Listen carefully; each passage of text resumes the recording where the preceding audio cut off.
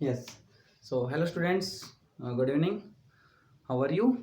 Hopefully, all of you are having a wonderful day so far. So, I again welcome all of you in Inception Ikaram. Myself Manish Kumar, your chemistry, you can say that teacher. And yes आज मैं आप सभी के लिए फिर से एक बार लेके आया हूँ सेकंड सीरीज क्विक रिवीजन में surface chemistry very easy chapter. और उम्मीद करता हूँ आपने केमिकल काइनेटिक्स का लेक्चर देख लिया होगा, नहीं देखा है तो आप प्लेलिस्ट में जाकर देख सकते हो। बहुत काम की चीज़ें हैं, आपको एक मॉरल बूस्ट देंगे। देखो आए कुछ भी ना, 0 नंबर आए, हालांकि अगर मैंने सारी यूनिट अगर आपको मैं प्रोवाइड करा पाया, 30 मार्क्स का पेपर यहीं से आना है। 30 मार्क्स न्यूमेरिकल यहीं वाले कॉन्सेप्ट से आएंगे, थ्योरी यहीं से आएगी और कुछ नहीं है। 5 नंबर इसलिए छोड़ रहे हैं, 5 नंबर का मिसलेनियस हर बार होता है। 25 to 30 यहाँ मिलेगा अगर मैं पूरा करा पाया, देखते हैं। लेकिन 2-3 यूनिट जरूर कराऊंगा।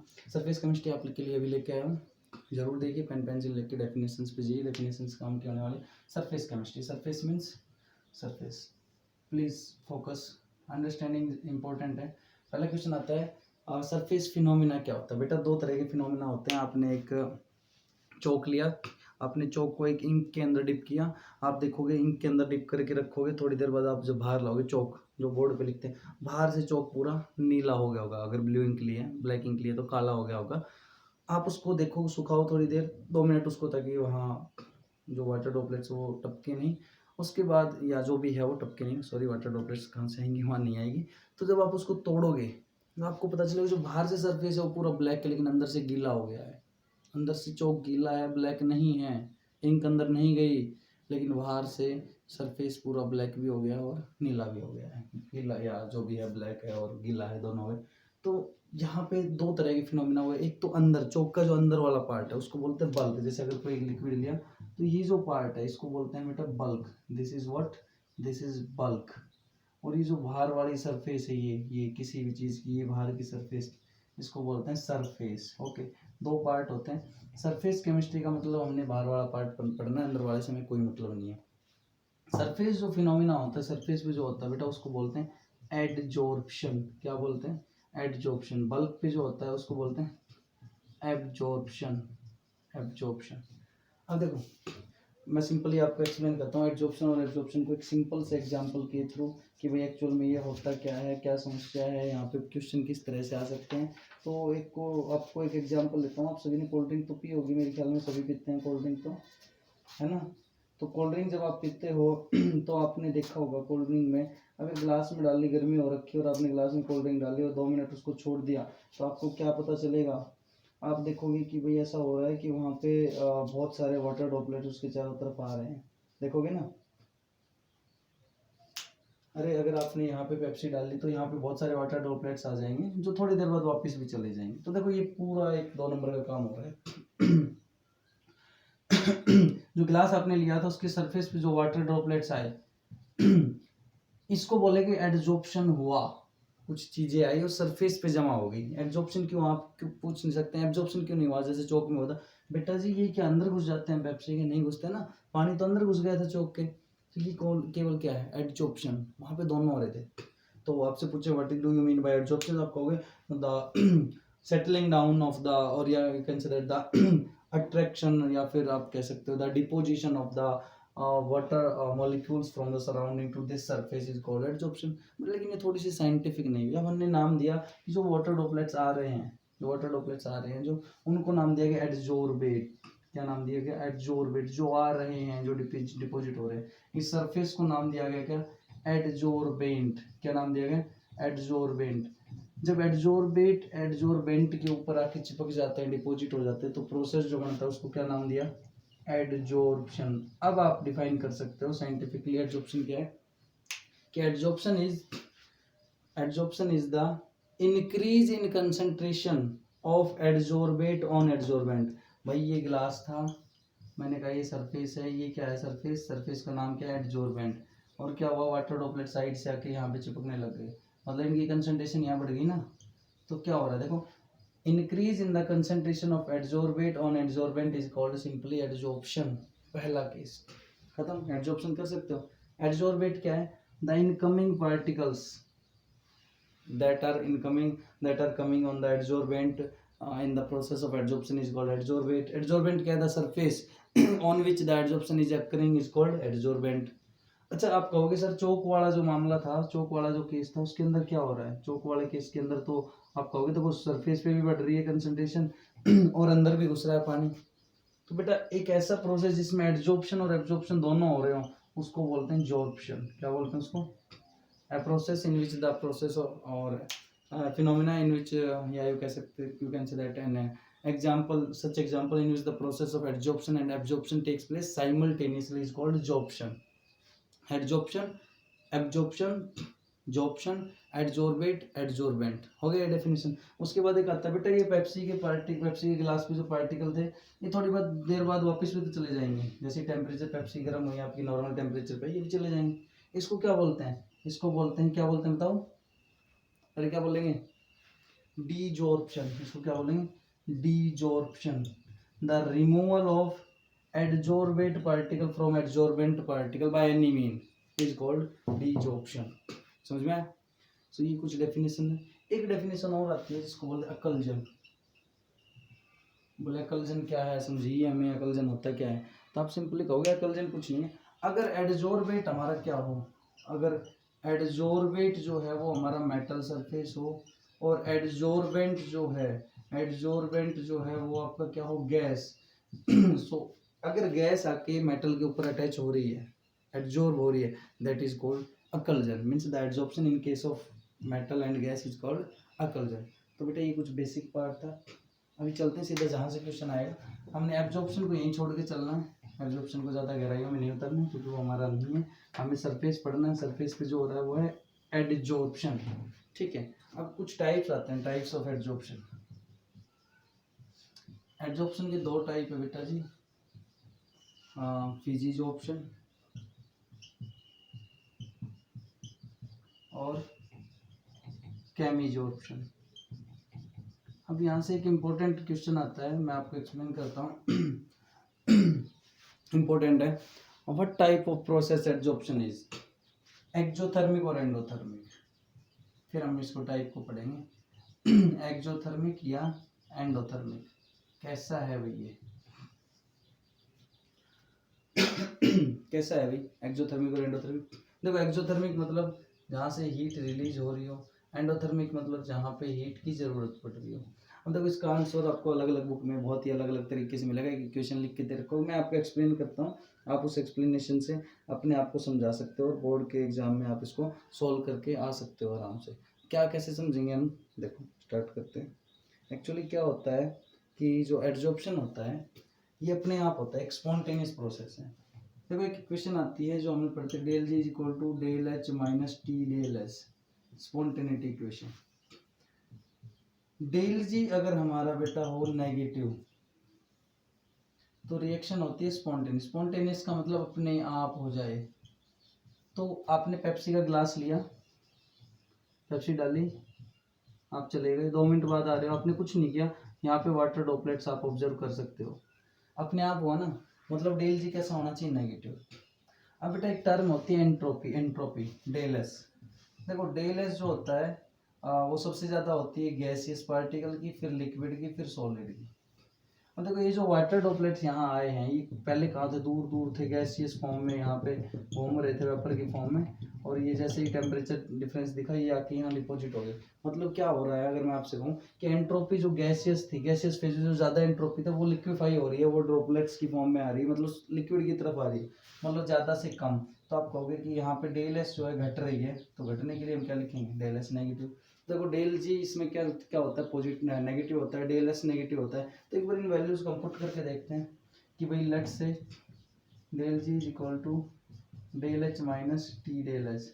अब ये नेगेटिव है हमने देख लिया, बिल्कुल है, इसका हमें पता करना है माइनस। अब डेल एस भी क्या है, माइनस, तो minus T del S, temperature constant पे मान लो हम डील कर रहे हैं, तो माइनस माइनस बेटा क्या हो जाएगा, प्लस।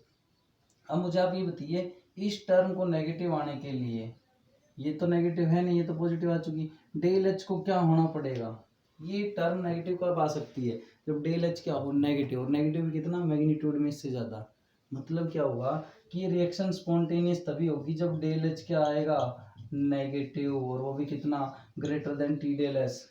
और स्पॉन्टेनियस तो ये है ही, मतलब ये भी होगा। So from here we can say that yes, आप कह सकते हैं adsorption is an exothermic process in which heat is released. Okay, ये आप सिंपली एक्सप्लेन कर सकते हो, इंपॉर्टेंट है, बुक में पढ़ लेना, मिल जाएगा। समझने के लिए ये वाला आप रेफरेंस ले सकते हो क्या हो रहा है, और एक्सप्लेन भी कर सकते हो इसको आप बहुत अच्छे से, बहुत अच्छे नंबर मिलेंगे, आप अच्छे से एक्सप्लेन करके आओगे। अटेम्पटेशन राइटिंग का ध्यान रखना बहुत अच्छे से। बेटा फिजिजॉप्शन और केमिजॉप्शन दो टाइप के हैं। अगर यहाँ किसी एड्जॉर्प्शन में फिजिकल बॉन्ड इन्वॉल्व हो, फिजिकल बॉन्ड मतलब चलो मैं इसको लिखता नहीं हूँ, फिजिकल बॉन्ड मतलब वैंडरवाल फोर्स ऑफ अट्रैक्शन जहाँ इन्वॉल्व हो, उनको बोलते हैं फिजिजॉप्शन। यहाँ पे वीक वैंडरवाल फोर्स होते हैं, लो हीट ऑफ आप कह सकते हैं एड्जॉर्प्शन होती है। यहाँ पे स्ट्रॉन्ग केमिकल बॉन्ड होते हैं, हाई हीट ऑफ एड्जॉर्प्शन होती है। ये क्या होते हैं, रिवर्सिबल होते हैं। भाई वाटर ड्रॉपलेट्स आया चला गया, ये होते हैं केमिकल बॉन्ड होते हैं, रिवर्सिबल नहीं है। रिवर्सिबल नहीं का मतलब जैसे आए थे तुरंत वैसे नहीं हो सकते, और बिना केमिकल रिएक्शन के आप उनको वापस रिवर्स नहीं कर सकते। वहाँ पे केमिकल रिएक्शन होती है, और chemical reaction irreversible in nature होती है।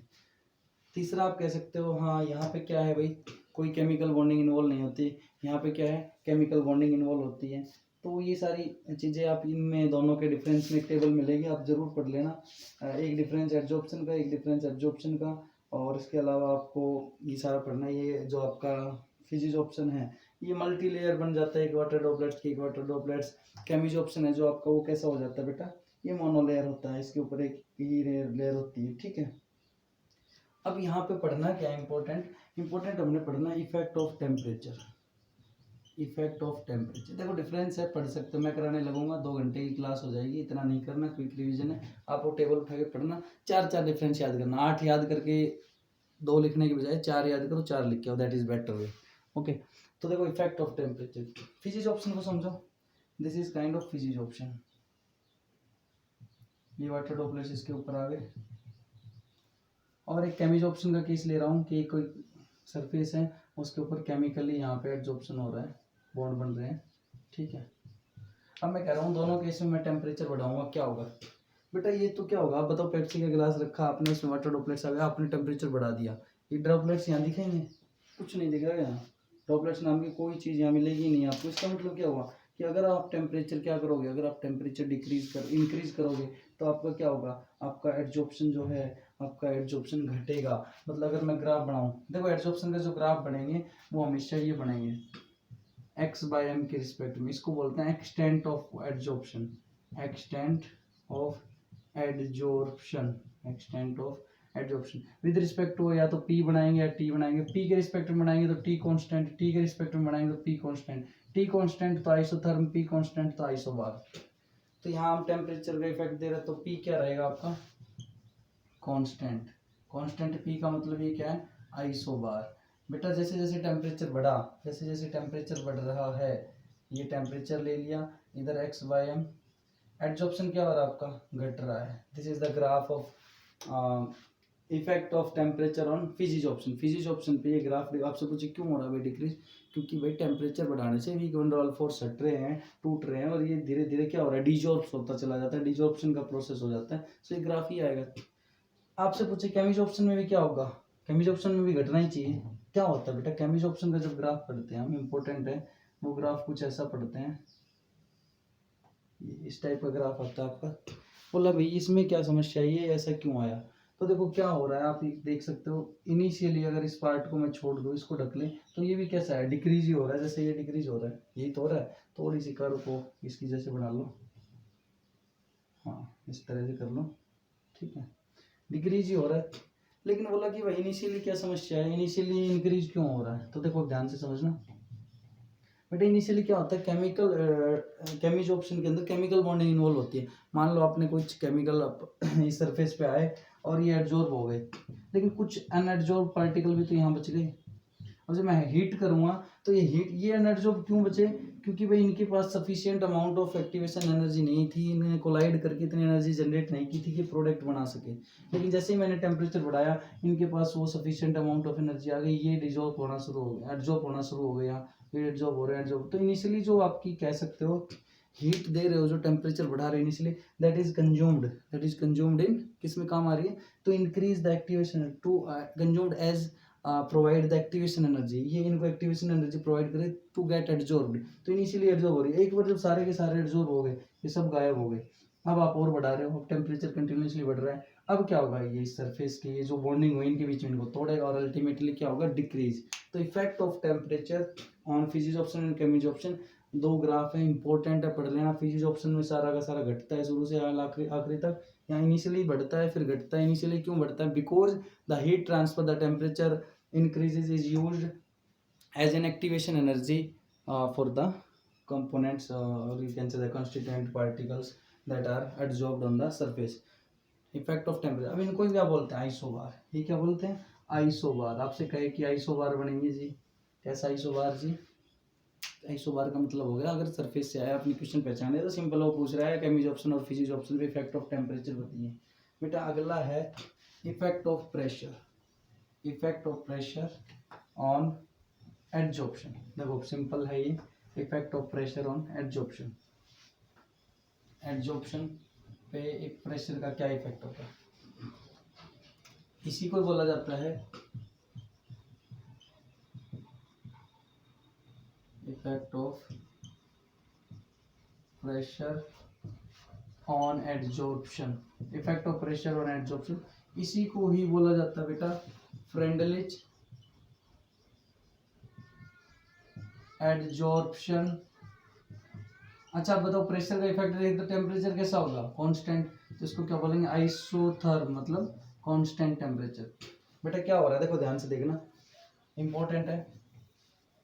आप सोचो ये ग्लास है, ये गैसेस पार्टिकल इधर उधर घूम रहे हैं, मैंने यहाँ पे कुछ ठंडी चीज डाली और मैं प्रेशर बढ़ा रहा हूँ, तो देखो ठंडी चीज के ऊपर एक तो अपने आप एडजॉर्प्शन हो ही रहा है, एक तो हो ही रहा है। आप जब प्रेशर बढ़ाओगे तो ये और ज़्यादा पास जाएंगे, और ज़्यादा एडजॉर्प्शन होगा, तो आप कह रहे हो कि हाँ भाई सीधी सी बात है, अगर आप प्रेशर बढ़ाओगे तो एडजॉर्प्शन क्या होगा, एडजॉर्प्शन बढ़ेगा ही बढ़ेगा, कह सकते हो ना। अब इसको फ्रेंडलिच ने स्टडी किया, उसने ग्राफ बनाया, उसने एक्सपेरिमेंट किया और उसको ग्राफ प्लॉट किया और उस ग्राफ की हेल्प से उसने एक्सप्लेन किया।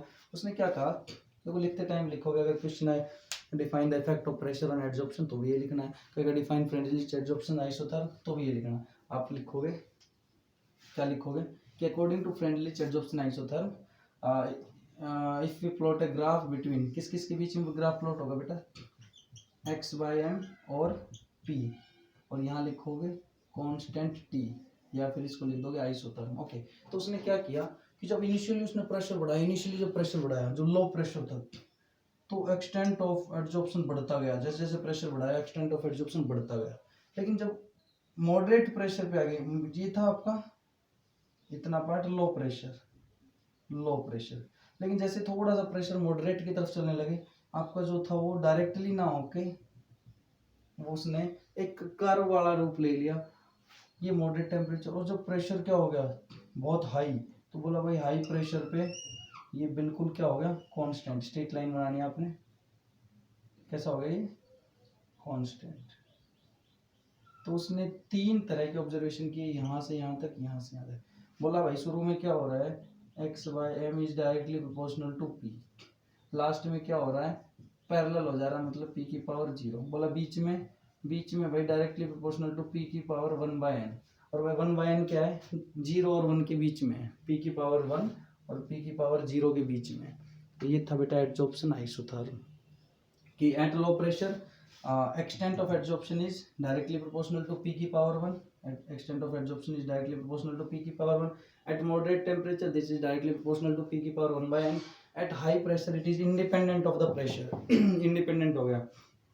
अब इसको उसने मैथमेटिकली एक्सप्लेन किया, क्या बोला भाई ऐसा है, देखो x/m is directly proportional to p की power 1/n, whereas 1/n vary from 0 to 1 low pressure पे 1, हाई प्रेशर पे 0। सोल्व किया बेटा, इसको क्या आया सोल्व करने पे, x/m is equal to k p की पावर 1/n। तो ये था फ्रेंडलिच एडजॉर्प्शन आइसोथर्म, ठीक है। लेकिन यहाँ से स्टडी बड़ी मुश्किल थी, इस इक्वेशन से हम कोई भी वैल्यू नहीं निकाल सकते। उसने लॉगरिथम का यूज किया, बोला इसको सिंप्लीफाई करते हैं, ये पूरा करोगे आप, x/m is directly proportional to p की पावर 1/n को जब उसने सॉल्व किया तो हमारे पास क्या आया था, x/m is equal to k p की पावर 1/n।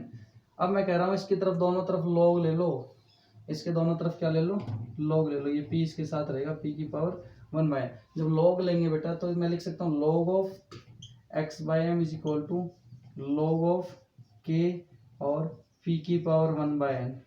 जब log दो मल्टीप्लाई में हो, k और p देखो log के अंदर मल्टीप्लाई में है, तो इनको हम एडिशन की फॉर्म में लिख सकते हैं। हम लिख सकते हैं log of k plus log of p की पावर 1/n। ये क्या हो गया हमारा log ऑफ x/m। बेटा जब p की पावर log में किसी की पावर हो तो उसको हम आगे ला सकते हैं, तो इसको मैं कह सकता हूँ ये बन जाएगा क्या है हमारा 1/n log of p। Now this is the equation in logarithm form. अब ये log की फॉर्म में आ गया तो एक ग्राफ और प्लॉट कर दिया गया log की टर्म में। कैसे ग्राफ बनाया, देखो log के लिए उसने ग्राफ बनाया, बोला ऐसा है जी, ये ग्राफ बनाओ, ये एक स्ट्रेट लाइन इक्वेशन से जोड़ो इसको। बोला ये मान लो हम y एक्सिस पे ले लें, ये इसको हम मान ले m, ये इसको x एक्सिस पे ले लें और ये हो जाएगा हमारा इंटरसेप्ट। तो देखो y is equal to m x plus c एक स्ट्रेट लाइन की इक्वेशन है जहाँ पे कुछ इंटरसेप्ट है। बोला है कुछ इंटरसेप्ट छोड़ दो, इंटरसेप्ट की वैल्यू क्या है log के। बोला भाई ये हो गया हमारा log के। x एक्सिस पे हमने क्या लेना है जी log p, और y एक्सिस पे हमने क्या लेना है log ऑफ x/m, और यहाँ से स्लोप क्या आया हमारा 1/n। तो बेटा ये फिर से हमारा क्या है फ्रेंडलिच एडजॉर्प्शन आइसोथर्म, जहाँ पे कांस्टेंट टेम्परेचर पे हम प्रेशर का इफेक्ट पड़ रहे हैं। एडजॉर्प्शन वेरी इंपॉर्टेंट है, कुछ भी पूछ सकता है ये पूरा, इससे बाहर कुछ नहीं पूछेगा। खत्म, चले तो आगे देखो। इसके बाद अब आ जाती है सेकंड स्टेज हमारी सरफेस केमिस्ट्री का सेकंड पार्ट। एक बार रब कर रहा हूँ, देख लो, किसी ने कुछ स्क्रीनशॉट वगैरह लेना है एक बार करके देख लेना। उसके बाद हम आते हैं वापस, एक दो छोटी छोटी डेफिनेशन छोड़ दी होगी मैंने, पढ़ जरूर लेना उनको, रिवीजन है, जाते टाइम इसको देख लेना। ठीक है, आप अपनी तैयारी करते रहो, मुझे लास्ट में 2-2.5 घंटे दे देना, मैं आपकी 2-3-4 यूनिट करवा दूंगा। ठीक है, सुबह भी एक बार देखना, कोई ना कोई वीडियो शायद आपको मिल जाए स्कूल में जाने से पहले। देखो अब आती है हमारे पास कुछ डेफिनेशन। डेफिनेशन का मामला शुरू होता है सरफेस में। हमारे पास एक चीज़ देखो, एक होता है हमारे पास सॉल्यूशन, होमोजीनियस मिक्सचर होता है सॉल्यूशन, और हमारे पास होता है हेट्रोजीनियस मिक्सचर। की बात करें तो हमारे पास हेट्रोजीनियस मिक्सचर होता है कोलॉइड और सस्पेंशन। देखो मैं आपको थोड़ा सा क्विकली बताता हूँ।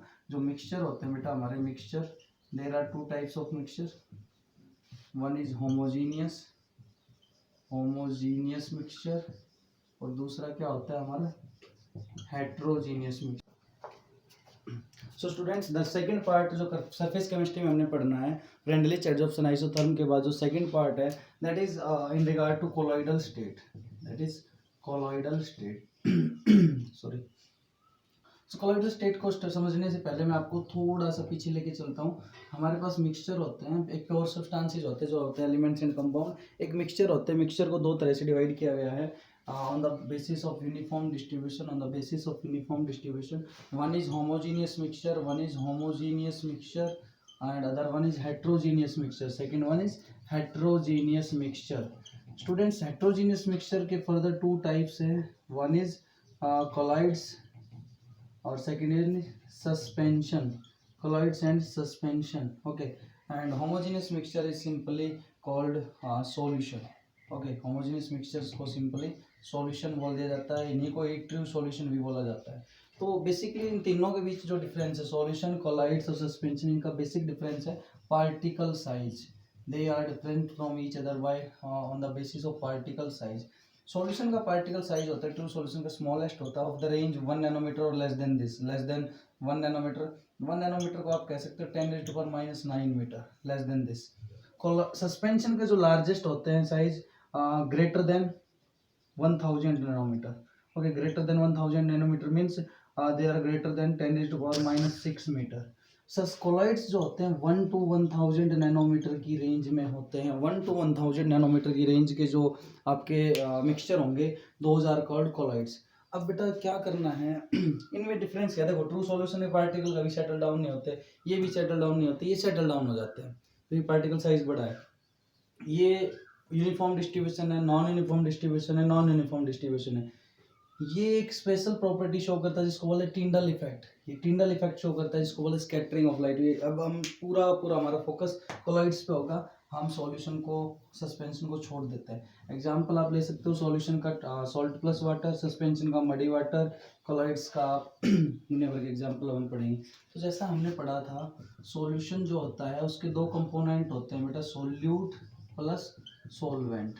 सोल्यूट वो कंपोनेंट होता है जो लेस अमाउंट में होता है, सोलवेंट वो कंपोनेंट होता है जो मोर अमाउंट में होता है। सेम पैटर्न पे हमारे पास जो कोलॉइड्स हैं, कोलॉइड्स को भी कोलॉइडल सॉल्यूशन बोल देते हैं। उसके भी दो कंपोनेंट है, dispersed phase in corresponding to solute and dispersion medium in corresponding to solvent that is present in more amount.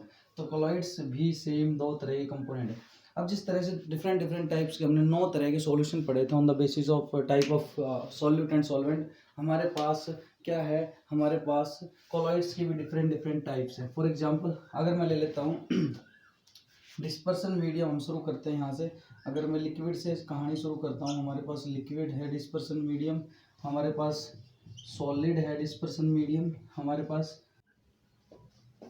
yes. So students, on the colloids on the basis of components, colloids have two component, disperse phase and dispersion medium. Disperse phase is as like solute in solvent solution, and dispersion medium is solvent, means less amount and more amount. So we have, you can say that 8 types of actually colloids. Just quickly go through. If we have dispersion medium liquid, and if we have solid, if we have gas. So if dispersion medium is liquid and dispersion phase are different there, we will take, and yes, in gas also. So if liquid is dispersion medium and solid is disperse phase, the colloid form is called sol. If the liquid is dispersion medium and gas is there, then the colloid form is called foam, FOAM. Liquid in liquid, this is simply called emulsion. Milk is the example of emulsion. Paint are also emulsion. Solid in, again solid in solid, that is simply called solid sol, as we have alloy in the solution. Solid in gas, that is called again foam, that is called again foam. Solid in liquid, that is important, that is called gel. All the face cream, all the, you can say the butter, cheese, all everything is called gel. Okay, you can make a differentiate line. And also when gas is mixed with either solid or with you can say that liquid, when gas is there mixed with the solid and liquid, the component is called always aerosol, that is called aerosol. And gas in gas is simply mixture. From air हम यहाँ कह सकते हैं कि अगर भाई कहीं भी एयर अगर डिस्पर्सन मीडियम है तो जो बनेगा वो क्या बनेगा, एरोसोल। अगर वाटर कहीं डिस्पर्सन मीडियम है तो हमेशा क्या बनेगा, हाइड्रोसोल या एक्वासोल। नोट कर लेना, हाइड्रोसोल या फिर एक्वासोल। अगर बेंजीन है तो बेटा सिंपली बेंजीन के लिए क्या लिख सकते हैं, बेंजोसोल। अगर डिस्पर्सन मीडियम आपका क्या है, बेंजीन, तो आप सिंपली लिखोगे बेंजोसोल। अगर आपका क्या है अल्कोहल, तो अल्कोहल है तो क्या बनेगा, अल्कोसोल, अल्कोसोल। सो ये कुछ types of colloids on the basis of disperse phase and dispersion medium. Very important, कहीं भी आपसे पूछ सकता है what do you mean by sol, तो सिंपली बताओ sol is a kind of colloids in which the disperse medium is liquid and disperse phase is solid. आपसे पूछे सॉलिड सोल क्या है तो आप ये एक्सप्लेन कर सकते हैं इनके कंपोनेंट्स के हिसाब से। उसके बाद बेटा एक इंपॉर्टेंट चीज़ है कि कोलॉइड सॉल्यूशन कुछ कैरेक्टरिस्टिक्स प्रॉपर्टी शो करते हैं, जैसे कि they do not settle down, they do not settle down. Why?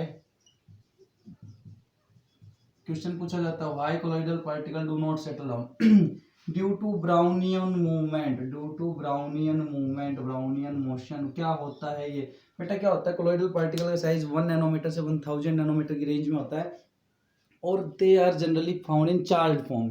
Colloids ज़्यादातर चार्ज फॉर्म में होते हैं, अलग अलग साइज के होते हैं। They are moving here and they are always in continuous motion from here to from here, means the particles are moving here and here, they are colliding with each other, so gravity wants to pull them towards it side.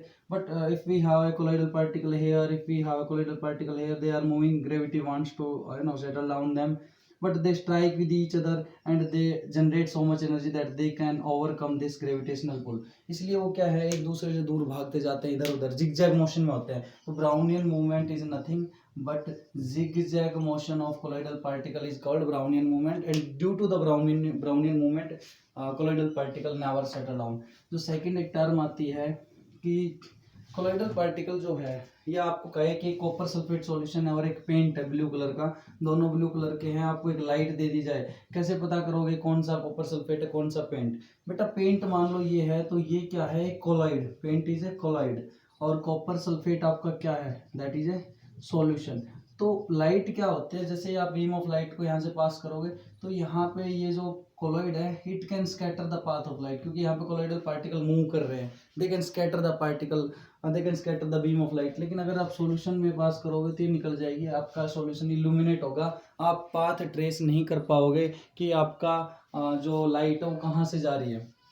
This is called Tyndall effect, means colloidal particles are always in a continuous motion, that's why they scatter the beam of light, that's why we can see the path of beam of light through them, and this effect is called scattering of light. All the beautiful light effects are due to the scattering of light that is by the colloidal particle. जैसे sunbeams आती है, हम clouds बहुत सुंदर दिखाई देते हैं, क्योंकि clouds भी क्या है?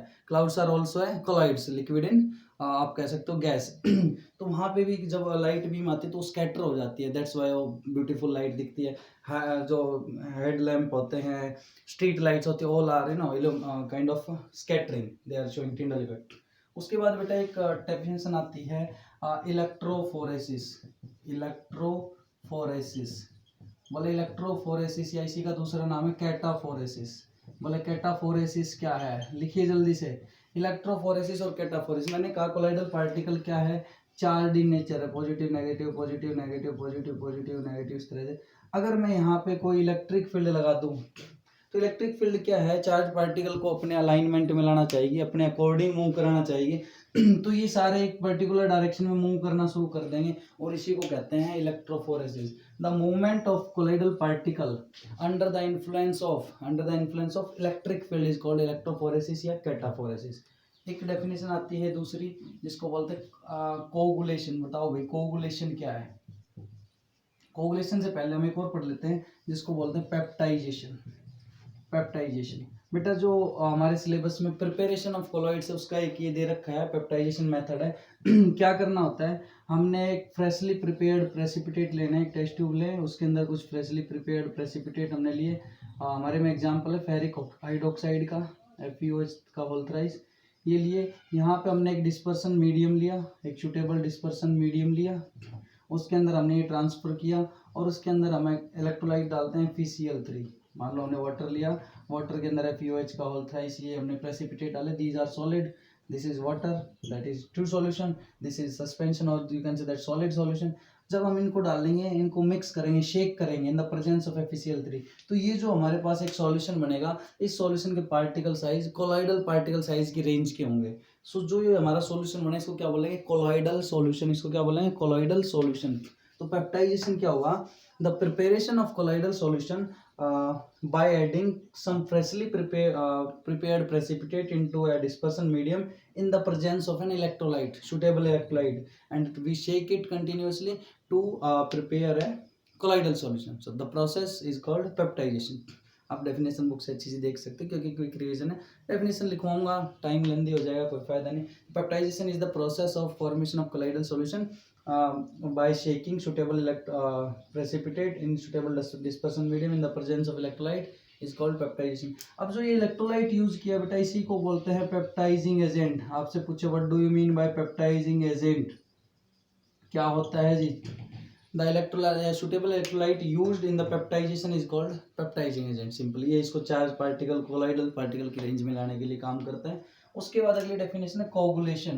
बेटा ये कोलॉइडल सॉल्यूशन बन गया, मान लो हमने ये कर लिया, और ये कोलॉइडल पार्टिकल मूव कर रहे हैं, सेटल डाउन नहीं हो रहे हैं, इनकी रेंज ही आ गई। अब मैं कह रहा हूँ मुझे ये कोलॉइडल सॉल्यूशन खत्म करना है मुझे कोलॉइडल नहीं चाहिए।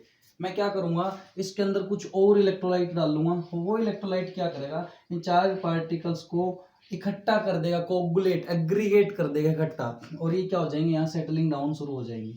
तो आप क्या कहोगे? Coagulation is the process of settling down of a colloidal solution is called coagulation. The process of settling down of colloidal solution is called coagulation. अब बोला भाई एक और आती है coagulation वैल्यू, या precipitation वैल्यू, या फ्लक्लेशन वैल्यू।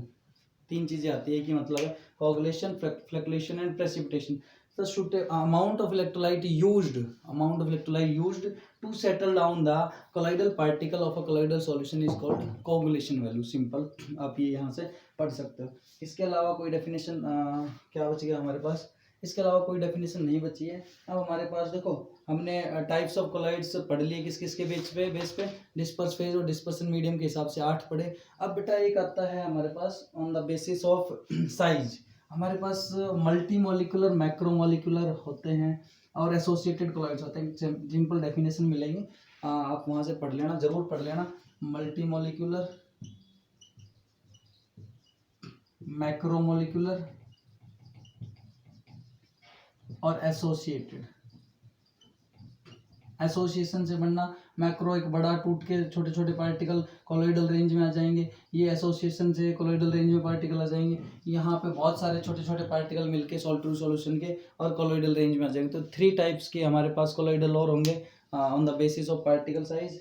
मैक्रोमोलिकुलर, आपके बाद उसके बाद एसोसिएटेड और मल्टी मॉलिकुलर. ठीक है, तो मल्टी मॉलिकुलर मैंने आपको बता दिया है. व्हेन ऑन डिसोल्यूशन एटम और smaller molecule of substance having size less than 1 nanometre, मतलब आपकी सॉल्यूशन के पार्टिकल साइज किसी तरह आपस में रिएक्ट करेंगे, मिलेंगे और कोलॉइडल की रेंज में चले जाएंगे. मल्टी मॉलिक्यूलर आपसे कहें मैक्रोमोलिकुलर भाई बड़ा लार्ज साइज है, कोई कार्बोहाइड्रेट लिपिड है प्रोटीन, उसको हमने तोड़ दिया और वो क्या बन गया, कोलॉइडल की रेंज में आ गया 1 to 1000, that is macromolecular colloids. Association में क्या होगा बेटा, 2 या 2 से ज्यादा, या when there are substance which when dissolved in a medium behave as a normal electrolyte at low concentration. मान लो हमने थोड़ा डाला FeCl3, थोड़ा डाला तो इलेक्ट्रोलाइट की तरह काम कर रहा है, लेकिन हमने बहुत ज्यादा FeCl3 डाल दिया तो वो कोलॉइडल की रेंज में चला गया, दैट इज कॉल्ड एसोसिएटेड. तो ये डेफिनेशन देख लेना. उसके अलावा हमारे पास एक डेफिनेशन और बची है जो आपको पढ़नी है अपने आप, लायोफिलिक और लायोफोबिक. लायोफिलिक और लायोफोबिक. देखो लायोफिलिक का मतलब होता है वाटर लविंग, वाटर मतलब यहाँ पे हम सॉल्वेंट लविंग, और लायोफोबिक का मतलब क्या होता है, वाटर हेटिंग या फिर सॉल्वेंट हेटिंग. और उनको रिवर्सिबल इरिवर्सिबल 2-3 प्रॉपर्टी वो पढ़ लेना बेटा. ये वो इंपॉर्टेंट पार्ट है जो जाने से पहले आपको जरूर देखना है. हर वो बच्चा जो 25 to 30 की रेंज की तैयारी कर रहा है जरूर देखे. 35 वाला छोड़ सकता है इस सारी वीडियोस को, क्योंकि अभी उनका पूरा माइंडसेट बहुत अच्छे से डीप पढ़ रखा है. So student, this is all about surface chemistry. आप NCERT क्वेश्चन फिर से करिए, बाकी सब कुछ छोड़ दीजिए, नया कुछ नहीं पढ़ना, पुरानी चीज़ें रिवाइज करिए. Friendly charge option, exothermic process, all definition, सारी चीज़ें बहुत ज़रूरी है देखनी, सारी की सारी आप लोगों ने देखनी है, पढ़नी है. ठीक है, सो ठीक है, okay, thank you, bye bye, tata, all the best.